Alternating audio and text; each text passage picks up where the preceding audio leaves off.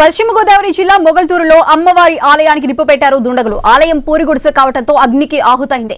దశాబ్దాల కాలంగా స్థానికులు అమ్మవారికి పూజలు చేస్తున్నారు. మొగల్తూరు గ్రామ ప్రజల ఆరాధ్య దేవత అయిన ముత్యాలమ్మ గుడిని తగలబెట్టడంపై భక్తులు ఆగ్రహం వ్యక్తం చేశారు. ఈ ఘటనకు పాల్పడిన వారిపై కఠిన చర్యలు తీసుకోవాలని డిమాండ్ చేస్తున్నారు.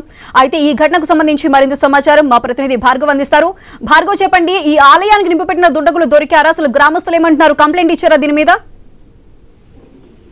అటు గ్రామస్తులు అయితే తీవ్ర ఆగ్రహం వ్యక్తం చేస్తున్న పరిస్థితి ఉంది. భక్తులు సంక్రాంతి సమయంలో అత్యంత వైభవంగా బండి ముత్యాలమ్మ జాతర నిర్వహిస్తూ ఉంటారు. ఆ ఆలయానికి మూలవిరాట్టుగా భావించేటువంటి పురాతనమైనటువంటి నది ముత్యాలమ్మ ఆలయం ఇది. ఈ ఆలయం పూర్తిగా తాటాకులతో ఉండడంతో ఆలయం అర్ధరాత్రి 1:30 సమయంలో మంటలు కాలిపోతూ ఉండగా గ్రామస్తులు దాన్ని ఆపేటువంటి ప్రయత్నం చేసినప్పటికీ కూడా పూర్తిగా బూడిదైపోయింది. ఎంతో దశాబ్దాల కాలంగా కూడా ఇక్కడ నడిగి గ్రామ ఆరాధ్య దైవంగా గ్రామ కూడా పోరాడుతున్నాము. ఈ ఆలయాన్ని నిప్పు పెట్టి కాల్ చేసినటువంటి వారిని కూడా శిక్షించాలని డిమాండ్ చేస్తున్నారు. పోలీసులకు, స్థానిక ప్రజాప్రతినిధులకు, ఎమ్మెల్యేకు కూడా ఈ విషయాన్ని తీసుకువెళ్లడంతో ప్రస్తుతం ఈ ఘటన మీద నర్సాపురం పోలీసులు పూర్తిగా దర్యాప్తు అయితే ప్రారంభించారు.